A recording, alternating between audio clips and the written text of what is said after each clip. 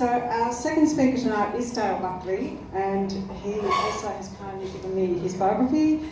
I do know Dale as well, but Dale is an early career artist and curator. He began his curatorial practice in 2012 when he founded Moana Project Space alongside Kate Mullen, which is an artist-run gallery on the Hay Street Mall in the Perth CBD.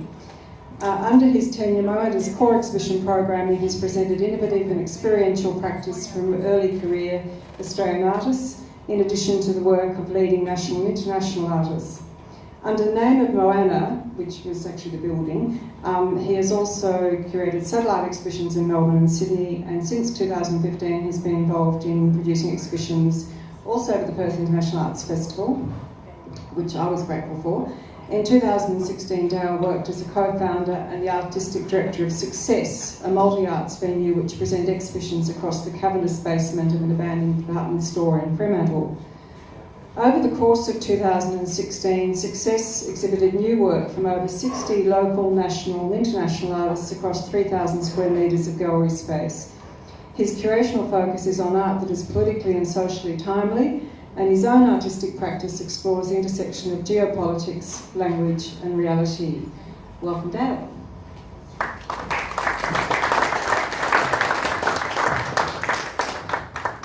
Thanks, Margaret. Sorry guys, just give me a second to get set up. We end up using my computer to run all the presentations. But welcome, thanks for coming. I think what Sarah did and how she began her discussion was a really good thing, and I should give you a bit of background as to where I'm coming from. I'm not so proudly born and raised in Perth, and that's where I've been my whole life. I'm sorry, I just can't escape feeling that cultural cringe. And perhaps it's because I have lived in the western suburbs my entire life as well. Also, I should mention that I came to this entire world, or the visual arts, I feel quite late, and I also feel still like a bit of an outsider. So my curatorial and artistic practice actually began in 2012 when we started a gallery, just started putting on shows. So I didn't have any training or experience before then. So it's certainly been thrown in at the deep end. And just forgive me, because I need to look at notes on one screen and show you a slideshow on the other.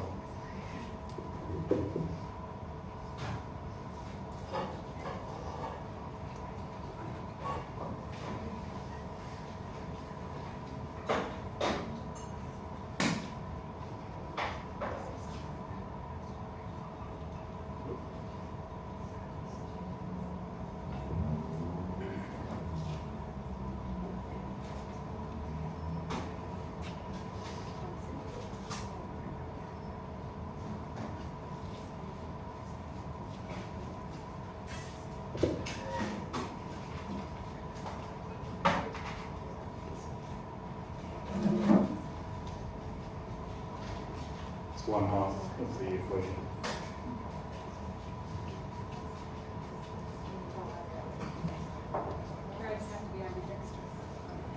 Yeah, like I mean, if my stand-up paddle was better, we'd have like a whole one more going at one. Okay, so now that I've given you the caveat of, or the introduction of where I'm from and sort of what I'm doing here, I would like to say that I feel massively unqualified to talk about this subject, and that's largely because I'm having a crisis of conscience, and I'm seriously questioning the merits of curation, the efficacy of curation, and really like what I'm doing with my life, and what I suppose a lot of people are doing with their lives, being so invested in this micro industry. And this, unfortunately, like this kind of crisis of conscience has only come out through my experience at the coalface, as Margaret said, over the last 5 years. but also bear in mind that I can only speak from my own experience. So like, I think I'll begin by sort of running through the projects I've been involved with, and then the conclusions I've drawn from them. But I'll keep it quick. So I suppose it's no secret also that like, or it'd be common knowledge here that, you know, the term curation or curator has like this very historic established meaning where, you know, it's largely looking after a permanent collection, doing research on the collection, and being sort of the one who orchestrates or administers the experience of looking at that collection. And then I liked Margaret's term of the imposter curator, which she gave in the introduction. I feel I'm definitely in that camp, where more traditional curators would decry the loss of meaning and the democratization of that term and say, when did curation become about organizing or programming or choosing? I genuinely think curation is like playing Lego, that each piece of Lego is an artwork. And if you think that's a simplification, maybe you haven't seen a really skilled Lego builder. We'll get to that later. So, to begin, hang on, I've got to get the cursor on the right screen to actually advance slides. There we go. All right, so the first, my first experience to sort of curation of the art world in general was the founding of this small gallery called Milano Project Space. You can see it was like literally putting up the walls. So this is on the Hay Street Mall in the Perth CBD. Shares a wall with David Jones, and it's conveniently located above Valley Girl. So, you know, like we've got a really good proximity to high culture in Perth. And prior to our occupation, the space had been vacant for 10 years, and it was actually Sanity Music, if people still remember those. So then it took about 6 months to kind of get the whole space up and running. The gallery itself was only part of a broader space activation project.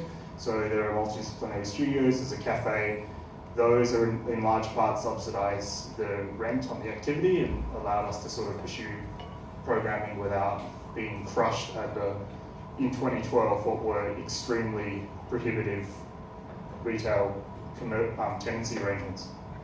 You may begin to notice an emerging trend in what I'm talking about, where like, I'm not actually talking about art or curation, I'm talking about building things and like, I don't know, things that sound like what, you know, a fight you'd have with your local government or like a planning authority.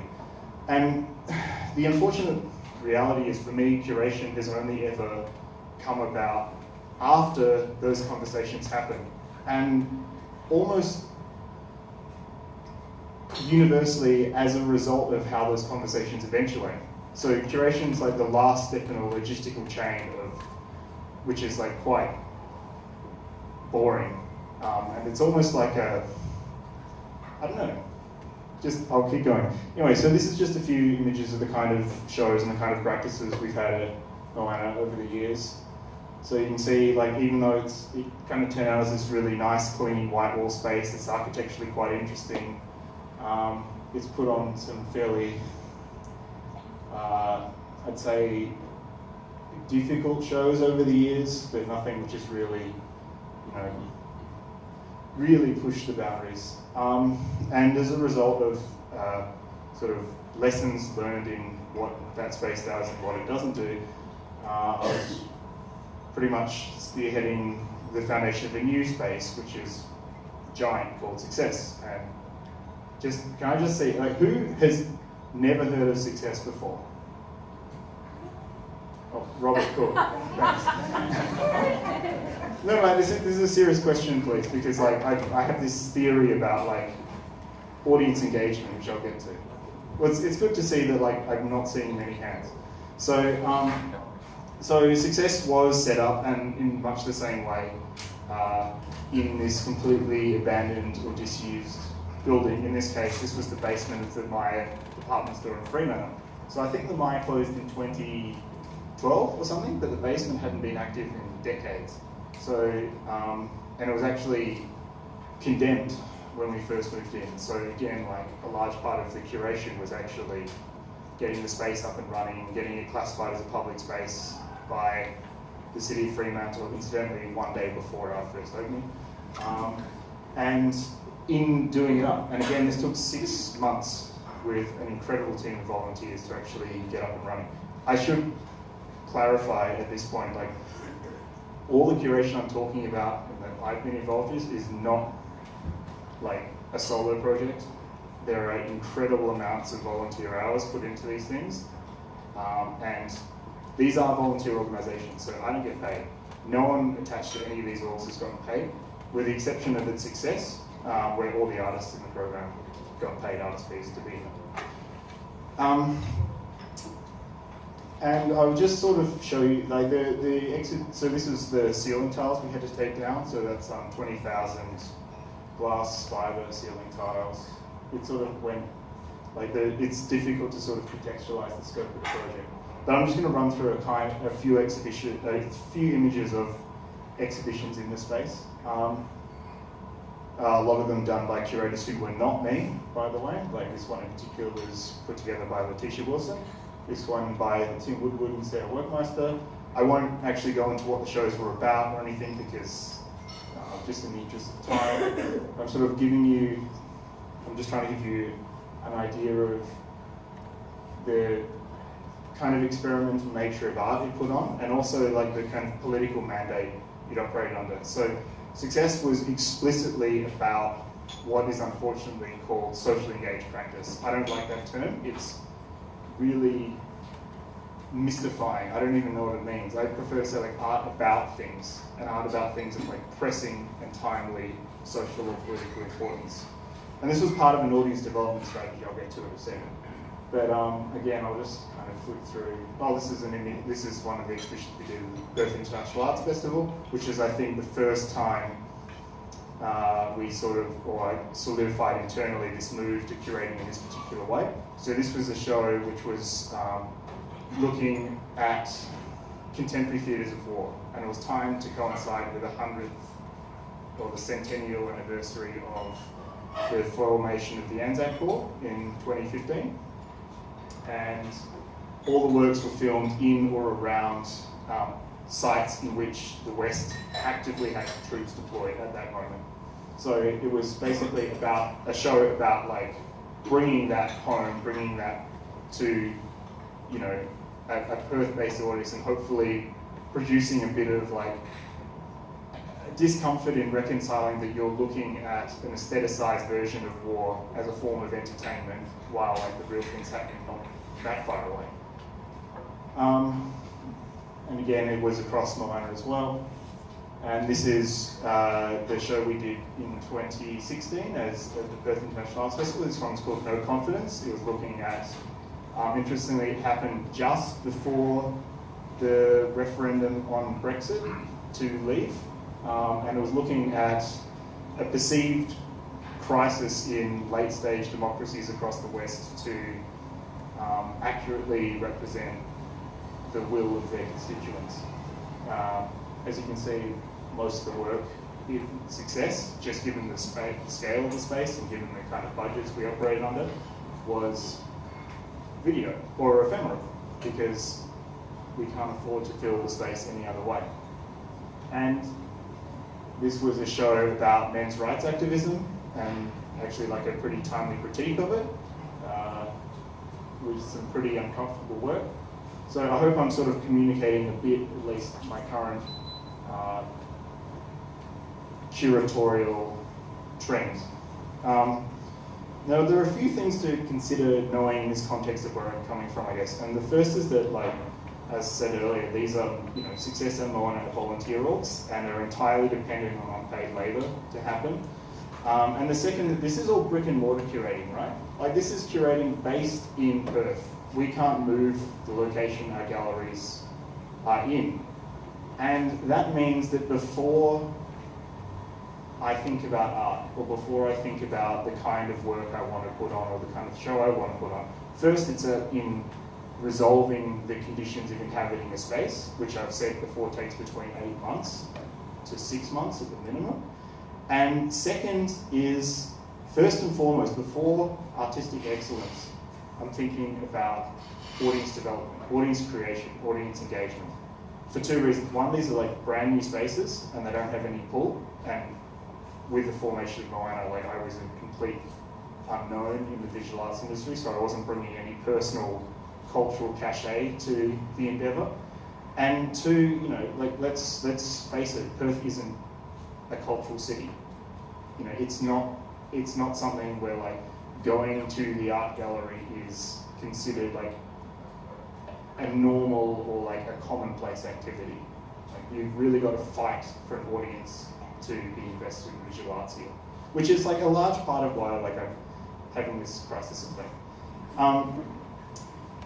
What results from this particular set of circumstances is that the art we have presented and the art I've curated seems to be almost a foregone conclusion, to be honest. Like, it's almost an incidental outcome of the economic and logistical realities which the galleries operate under.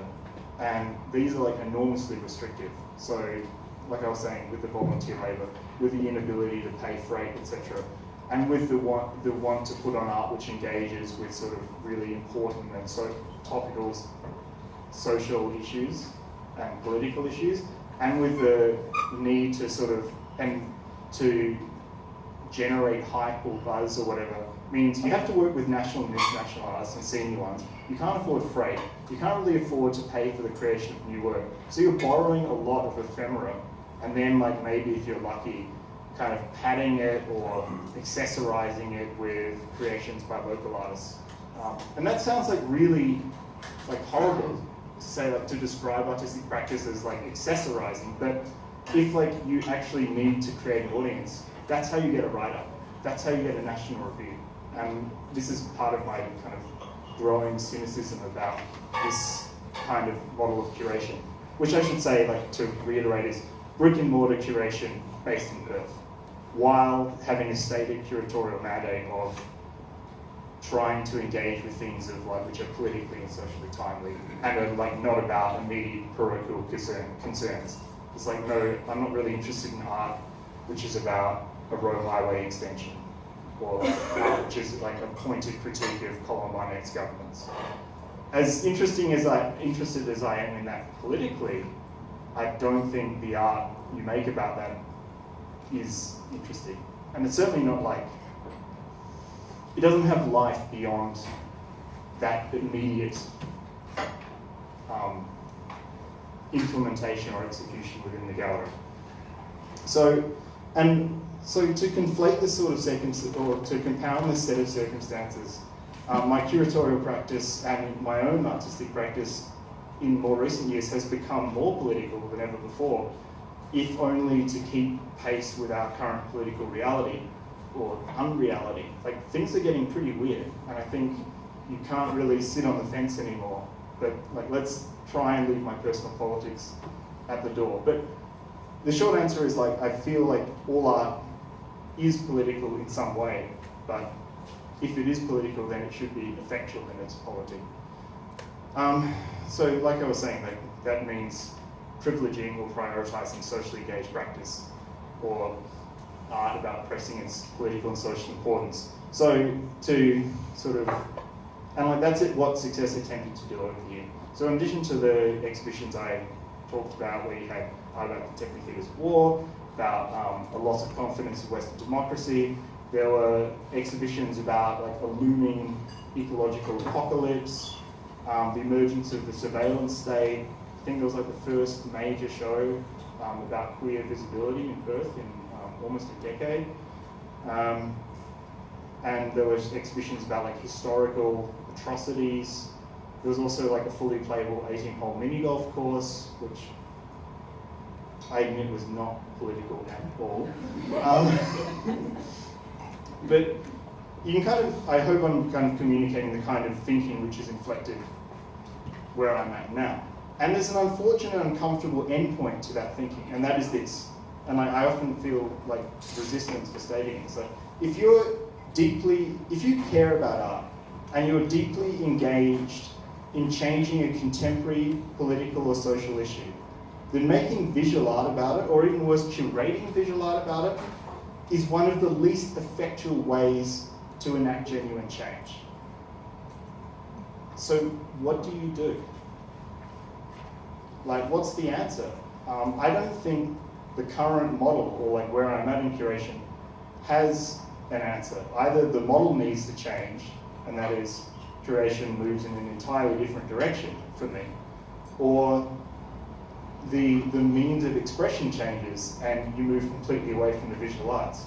I'm really starting to understand why, you know, Yves Klein ended up founding the Greens Party, like the first Greens Party ever, because he certainly wasn't getting anywhere from dropping gold bars in the Seine or like selling big paintings.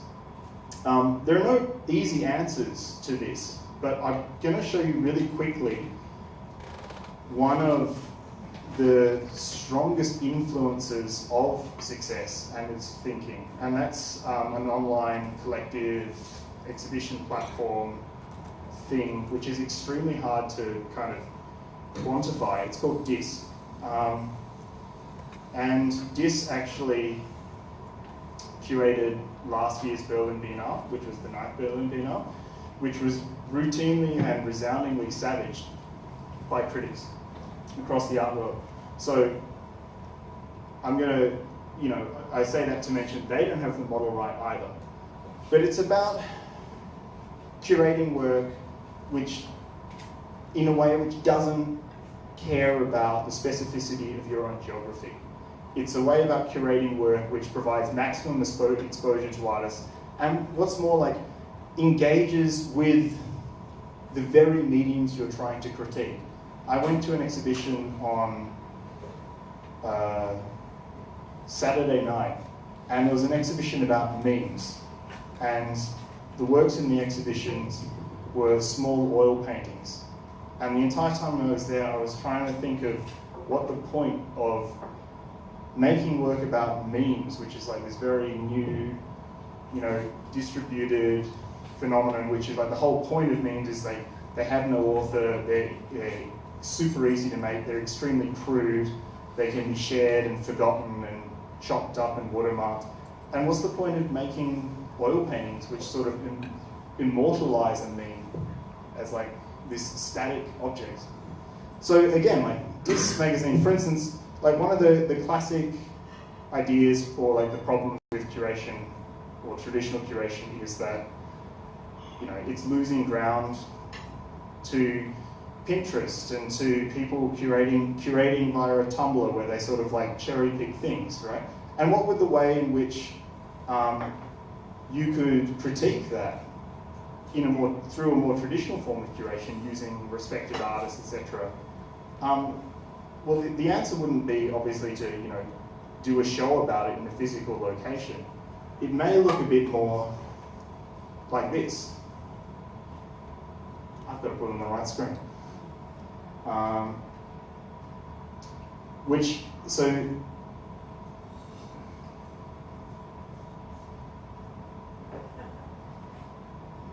this is actually an exhibition. Hopefully I can get rid of that. And it's actually an exhibition which looks and functions exactly like a stock image site. So here are the artworks, and you can buy these as reproductions, or you can pay for their use in your own advertising campaigns. And each one of the works kind of satirizes the entire concept or the conceit of stock photography, you know, and like you've got some really wholesome and nice things such as, you know, people wearing pseudo Islamic headgear while posing next to art. The watermark's a nice touch, the political plants, etc. Here's another example of what they've done. This is an exhibition called Subliminal Politics, and it's entirely on a website. And all the artworks exist as photographs, and there's actually a really nice soundtrack, which I've muted. And all the artworks were thrown in a pool and photographed, and then like that's what you look at. And this was actually about the economic depression in Greece. So this is actually a brand of beer in Greece called Fix, made in Hellas in Greece. So kind of like a nice and timely response. But a lot of what they do kind of ends up falling into, oh, here's a really good one. This was an exhibition which was actually done at a security conference. And an artwork was actually presented as this proprietary product for investment in state and military agencies, where you would take a photo of someone and then instantly print a 3D model which could be used to identify them even more easily. And here's sort of a photo with a potential funding body. But of course, like I was saying, the work kind of has this uneasy engagement with the real world when it actually did have a physical execution, which is unfortunately what I'm really interested in. I'm interested in like physical shows and like seeing art in person, which I think is actually really powerful and can't be entirely removed from the equation. And when DIS tried this, it was a disaster, which was just last year at Berlin. And a lot of their work it borders on like being so parodical and so self-effacing, it kind of undoes itself.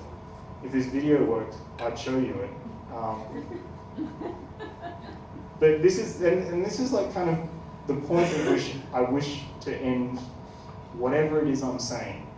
And that is by saying like, I'm genuinely invested in whatever this is that we are doing. But I can't help but feel that it's completely ineffectual in changing anything.